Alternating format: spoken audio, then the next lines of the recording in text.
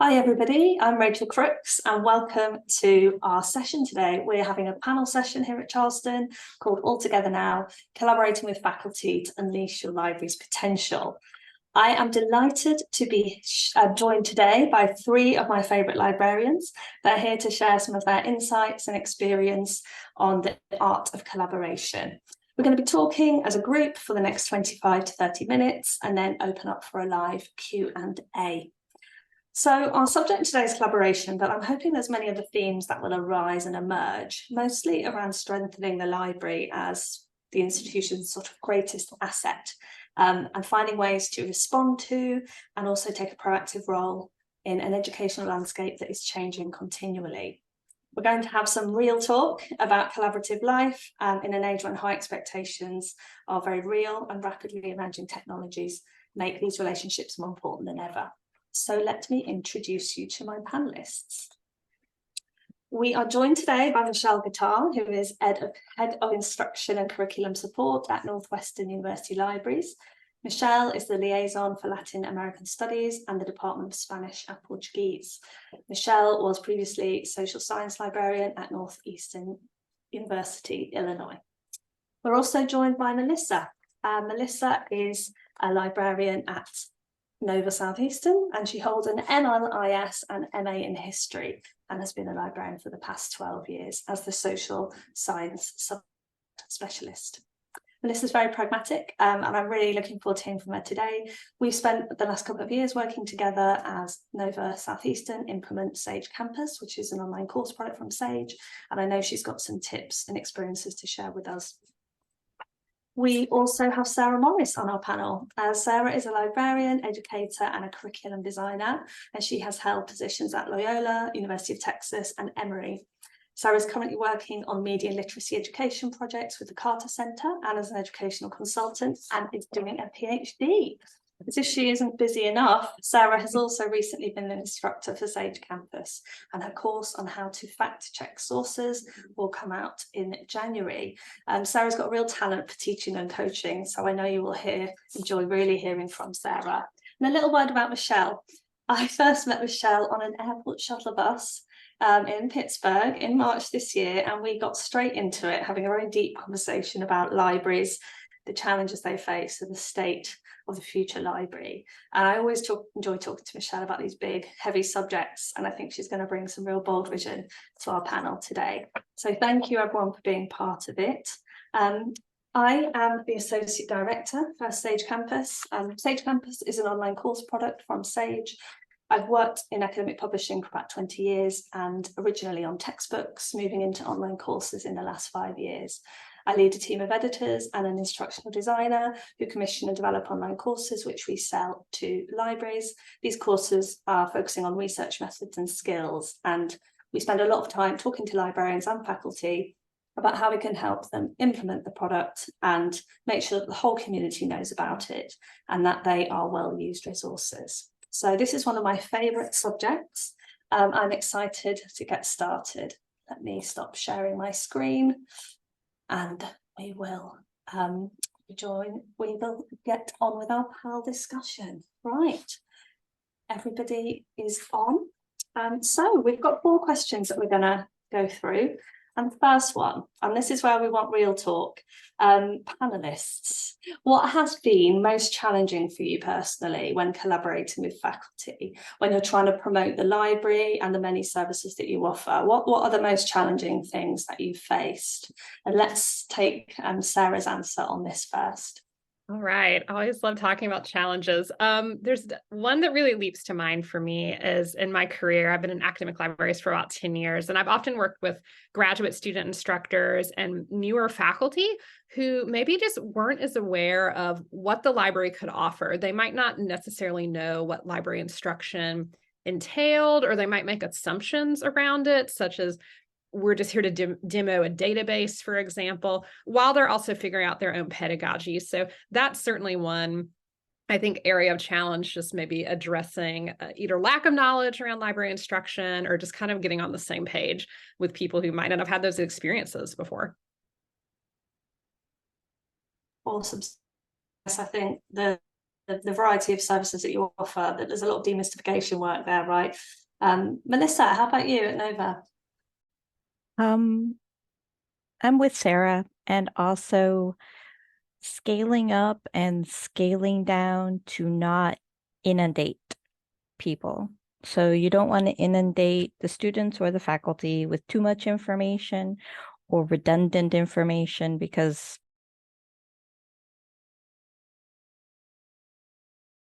I think you've just made I did just yourself mute out, myself. Melissa. Yeah, it happens to the best of us. Sorry. So it is scaling and scaffolding your instruction, and trying to show your applicability towards the course itself, to kind of show the instructor, I will make your life easier and I will make your students' life easier. I could be their best friend. I call it jazz hands. So it's just like the orientation is just me, like jazz hands. I can be your best friend. I'll help you pass. I absolutely love that. I think that's the one of the first metaphors of the panel. Brilliant. Over to you, Michelle. Do you take a jazz hands approach also? In all things, yes. Yeah, I think I would echo what both Sarah and Melissa have said, that I think that one of the really big challenges is definitely faculty don't know what they don't know. And we also don't know what people don't tell us.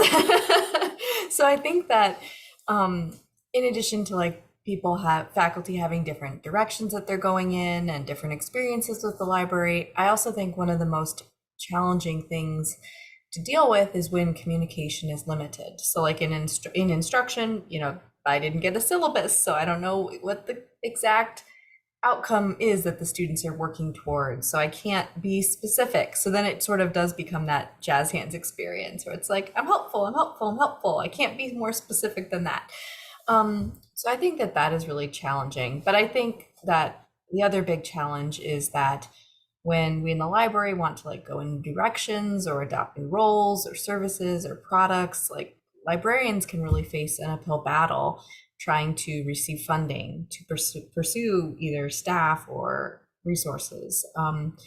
And examples of like that could be, the new push toward research data management or supporting data visualization. These are sometimes concepts that faculty and administrators don't associate with the library. So then it becomes, you have to do extra work, not just to say, we're here and we want to help. It's we're here and we want to go in new directions. So support us while we support you. Yeah, awesome. I'm not a librarian. I'm an observer looking in. But one thing I hear from librarians when I meet with them as I travel around the country is the very real silos that they're sometimes operating in, even within the library, and then definitely across the institution. So that seems to be a systemic challenge for all of you, to a greater or lesser degree, depending on the institution. But I think it's common in every conversation I've ever had. And changes within leadership as well, and visions changing, which can then make it challenging maybe to acquire products consistently or roll them out consistently across a whole institution, which is really what you're trying to do. But I do love it when I see a library in the middle of the campus, or with officers within it that do other things. That's always a good sign. So yeah, going to the positive side, would love to hear what's worked well within your institution, or those you've worked at, for collaborating with faculty. So Melissa, could we start with you, please? What I mentioned, showing that I, just from my experience, can help professors align their assignments with resources in the library that can lead to their students successfully completing the assignments, and showing the students the pathway to successfully completing the class is very rewarding for everybody involved. I know that it's one of the happy moments that I have when you see the students think, oh my God, I can pass this class because now I know where to find everything I need. And generally, you see professors get a better quality of work. You see students that can now focus on their output instead of not just focusing on how am I going to find the resources and the output, which is a lot of anxiety. So it's that kind of aligning, we have the resources, we purposely get them for you. Absolutely, that must be really satisfying for sure, when you have those examples that you can shout about. Michelle, how about yourself? Yeah, with regard to like successes or what's worked really well with faculty, I think one thing that I have really found is that I've had success with long scale personal relationship building, and I mean like 5 to 10 years. And so I've been at Northwestern since 2016, and there are faculty where I'm just now starting to be invited to their classes after years of meeting with them like casually or one-on-one or seeing them at faculty events or meetings. So that's been really great, but also indicative that the communication channels take a lot of time to build. At Northwestern, there's one initiative that I could speak a little bit more about, and it started with the transition to online teaching during the COVID pandemic. I worked with people from a couple other campus units, including like the people who manage our campus LMS and the Campus Center for Teaching and Learning, to develop an online 3-week practicum series for faculty. And initially it was focused on online teaching, but the topic has changed from year to year. And one thing that we found through this practicum is that we had librarians involved in sort of an administrative role, leading cohorts of faculty through the practicum and leading some workshops that were sort of tangentially related to the library. But we are now, again, it's been like 4 years, and we're still slowly starting to see an uptick in instruction requests from faculty who've been through one of those practicum series because they've been more exposed to the work of librarians. And then campus administration is becoming more familiar with the other kinds of things the library can do because of that ongoing program. So really what's been successful is just being very relaxed on the time scale, letting it take as many years as it's going to take to really build some of these relationships. Yes, you do have to have a lot of patience to work within academia, also publishing. Yes. And it's interesting you say the long scale. I met with someone recently last week, a faculty member, very senior faculty member, who said that when I asked about the library, they said, oh, I don't know I wouldn't be able to tell you who to speak to. I've only just really got here, and he'd been there for 2 years.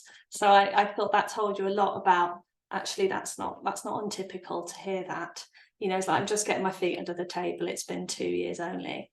So yeah, that might be relatable. Great, Sarah, over to you in terms of success stories and tips. Yeah, absolutely. I do. I feel like academia moves on like a geologic time scale. Sometimes it's very, very extended. I would definitely echo Michelle in terms of sort of keeping an eye on the long game and developing relationships over time. It can vary so much with departments as well. I've worked with some departments where there's more, I guess, cohesion, or maybe you can get your foot in the door at a departmental meeting and talk with a lot of people at once. Others tend to be a little more dispersed, and people sort of do their own thing, and you might have to develop those individual relationships and just sort of slowly work your way through. So that time scale can really vary there as well. When I worked at Emory, I was head of instruction there. We had some similar successes, as Michelle mentioned, with sort of online practicums and trainings during and immediately after the COVID-19 pandemic, which were unusually for us sort of mandated for all faculty. So we'd rarely had those sort of spaces where everyone was present and you could sort of introduce concepts about the library. But one thing we tried out at Emory that I think worked fairly well was we started developing some hubs on our website, our library website, specifically for faculty in an effort to demystify some aspects of library instruction. So maybe tying it to language they were using or learning outcomes central to the college that they were used to working with, and just trying to get the word out that way. I think in conjunction with that site and some of those newer online classes, we definitely saw some upticks in instruction, but again, it can vary by department. There were some who just would never really want to do anything, and others where the demand was just off the charts. So I think kind of keeping that in mind with strategies is important as well. Absolutely, it all takes time. I think one thing you touched on, Michelle, was around sort of the invisibility of the work that librarians do. So it sounds like any of those opportunities to make that work more visible is highly impactful, or maybe I should remove highly. It is impactful over time. Let's just say that. Again, from a sort of a publisher perspective, I am not the expert, but we do have experts at Sage. We have engagement experts who work for Sage who are librarians, and what they do and what they report works well is just plenty of training when a library acquires a new product. And that training, interestingly, is usually held for librarians and faculty together. And it will be tailored depending on who is there. So they will speak to faculty needs. But I like that they manage to get those people in the same room for that. And then they keep that going. They don't just do it as a one shot, they do it as a refresher through the life of your subscription, which I think is interesting. And I do believe they also offer sessions for students and researchers as well.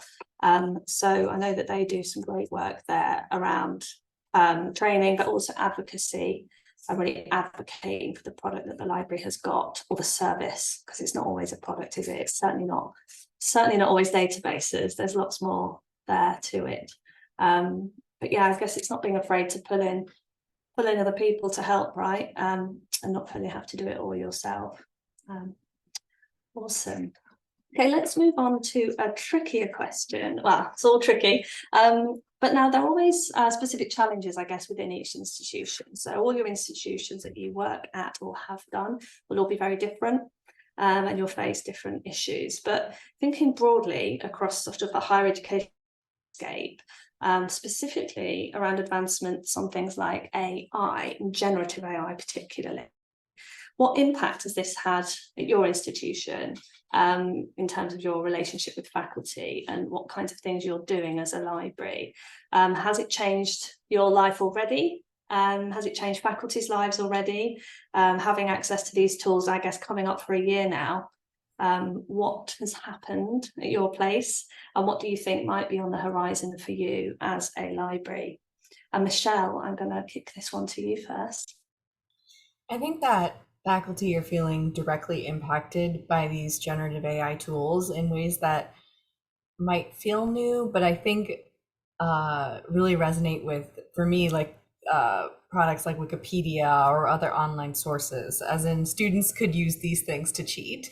But obviously generative AI, it's a little bit more threatening because unlike these other sources, which are static and you can use detection software to detect plagiarism, there's really no real reliable detectors for language generated by AI. So I think initial conversations with faculty have already demonstrated that they're really wondering how they're going to adapt to this new reality. So I think that the library has a real opportunity here to be able to be an educator about like critical analysis of the pros and cons of these tools.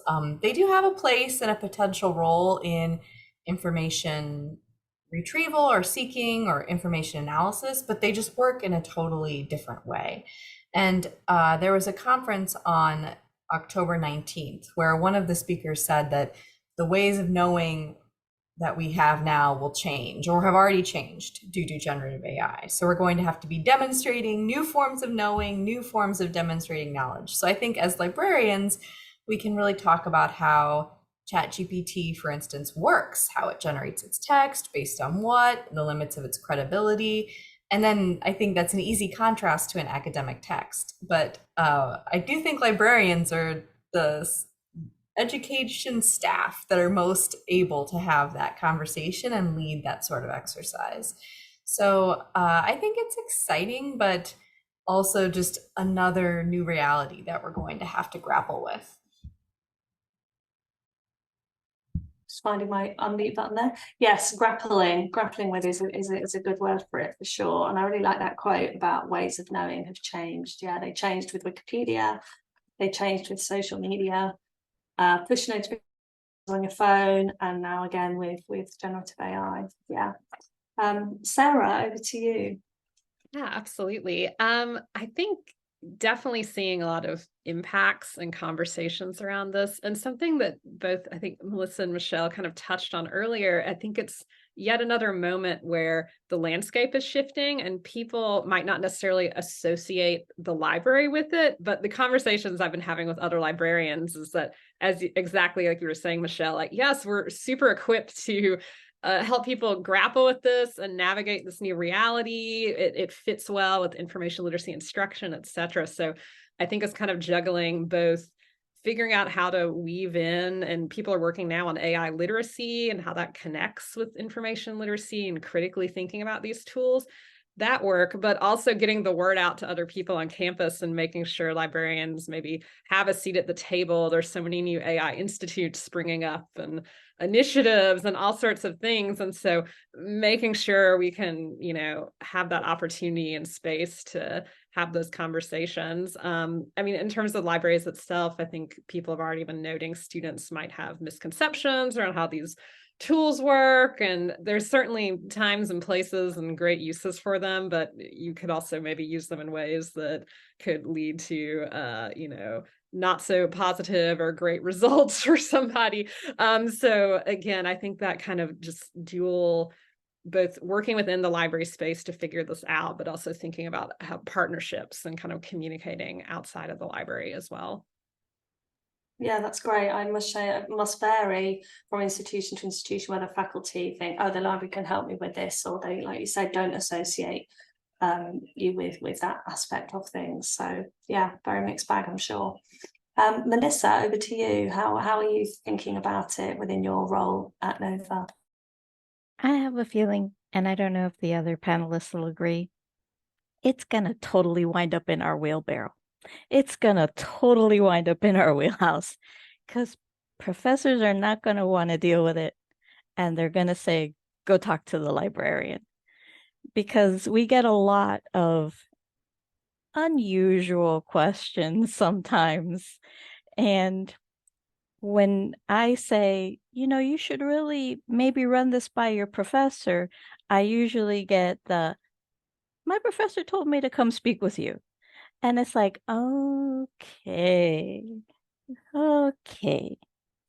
So I really think that this is going to wind up in our territory, because it is a wonderful tool. It's going to be the fodder of dissertations for decades. I'm going to be retired and puttering around in my garden, and they're still going to be writing dissertations about this. But one of the things that is becoming overwhelmingly obvious is that people are still not reading what AI is generating. They are not critically analyzing what it is producing. So much like when we help students when they are doing research and doing an effective search strategy, and a good way to do an effective search strategy, and how to take a look at the results and how to analyze what you're looking at. It's not going to be that. I mean, it's going to be different, but it's going to really fall in line with that. And I see it totally becoming a part of what I do in my 50 minutes, an hour and 15 minutes, every chance I get, talking to them about it, no matter what comes out, no matter what little magic genie you rub that little lamp on, you still have to read the entire thing and make sure that everything is real. So. Yeah, you put that really, really well. And I love the idea of you in your retirement, pottering around your garden while people are generating more dissertations about it.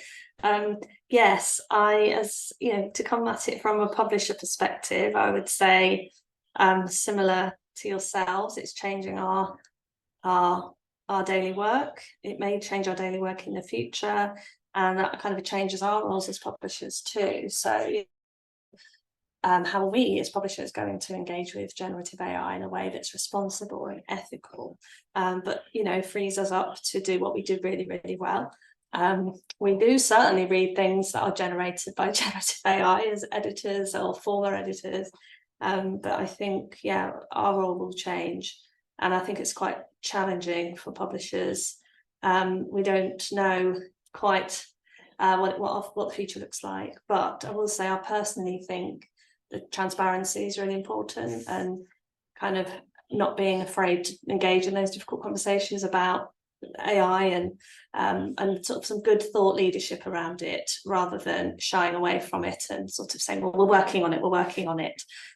So I know at Sage we have various groups set up now to really kind of wrangle with the challenges and opportunities that it brings, and figure out as well with librarians like yourself, like what do you expect from us? How do you want to connect on these things? Because like we say, the knowledge is being created differently. I'm sure will keep changing very rapidly over the next 5-10 years. So final question, we've got 5 minutes.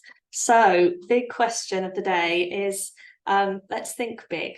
If ambition and resources were unlimited, how would you reimagine the library relationship? So the relationship between the library and the faculty. If you wanted the library to be seen and valued as the absolute greatest asset at your institution, what would you like to do? And who would like to go first with this one? It's up to you. Who's got the biggest vision? I'm going to have to nominate someone, aren't I? I'm nominating you, Michelle. Yes, Okay. you're unmuted, so you go. Yeah. I mean, I'm really excited to hear what my colleagues here have to say as well. But I really think that seeing us as collaborators would be awesome. And for Northwestern, unlike other kinds of institutions, Northwestern, it's not really, the library isn't necessarily going to be seen as a partner for retention or graduation, because that's just not the way the university is. But we would like to be a place that is welcoming and comfortable, but also we want to be able to demonstrate that we can support teaching and learning as a whole on campus. And so I think with AI, we may have an opportunity here to reframe the library and library research as worth the struggle, as we are necessary partners in this educational mission. But it's really going to be about how well campus perceives that idea, and then how we can continue to be at the library either proactive or reactive in continuing to promote the library as a partner in that educational mission. Awesome, thanks, Michelle. Next. If I had my dream would be to hear a student say, I came to this university so that I could have access to this library. That would be my dream. You know, that would be like, I knew that having the resources in this building, that I would be able to go through every course, that I would be able to excel, I would be able to achieve, I would leave here fully prepared. I do not foresee this ever happening, but in my dreams, this is my big dream. That's a great dream. And that's kind of, yeah, what does it look like to have that? And I suppose to get to that, you'd need absolute integration with the library at every level of the institution, in every space, in multiple ways, like a kind of web that just goes through absolutely everything. So yeah, on library timescales, that might be a little ways off, but it is possible. It is possible, totally, one day. Brilliant. Thanks, Melissa. Over to you, Sarah, for our last word.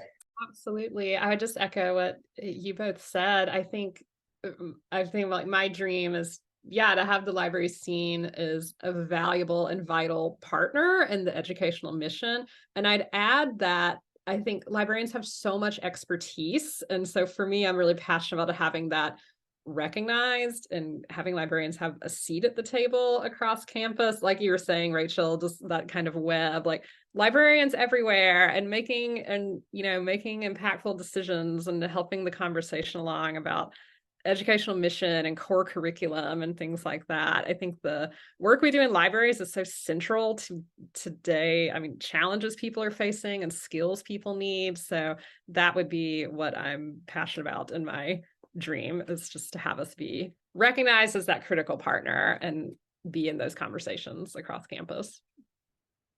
Awesome. Well, I love ending on a positive note. Thank you to all my panelists. It's been an absolute joy to, share ideas and talk about this subject. We are now going to time hop to the future and be online for a live Q&A. So I'm ending this portion of events and you will see us in a second for your questions. Thanks, everyone.